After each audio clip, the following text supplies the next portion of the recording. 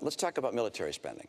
And that's this. About 30 seconds. Our Navy is our Navy is smaller now than any time since 1917. The Navy said they needed 313 ships to carry out their mission. We're now down to 285. We're headed down to the low 200s if we go through with sequestration.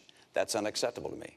I want to make sure that we have the ships that are required by our Navy. Our Air Force is older and smaller than any time since it was founded in 1947.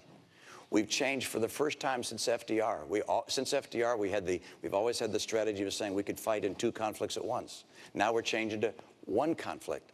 Look, this, in my view, is the highest responsibility of the President of the United States, which is to maintain the safety of the American people. And I will not cut our military budget by $1 trillion, which is the combination of the budget cuts that the President has, as well as the sequestration cuts. That, in my view, is making our future less certain and less secure. Bob, I just need to comment on this. First of all, the sequester is not something that I proposed. It's something that Congress has proposed. It will not happen. The budget that we're talking about is not reducing our military spending. It's maintaining it. But I think Governor Romney maybe hasn't spent enough time looking at how our military works. You mentioned the Navy, for example, and that we have fewer ships than we did in 1916. Well, Governor, we also have fewer horses and bayonets because the nature of our military has changed. We have these things called aircraft carriers where planes land on them. We have these ships that go underwater, nuclear submarines.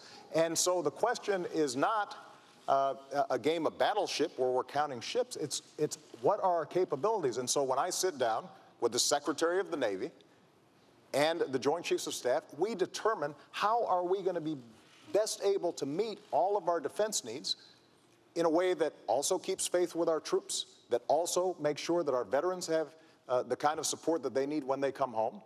And that is not reflected in the kind of budget that you're putting forward because it just doesn't work. All right. And, you know, we visited the website quite a bit, and it still doesn't work. A lot to cover. I'd like to move to the next.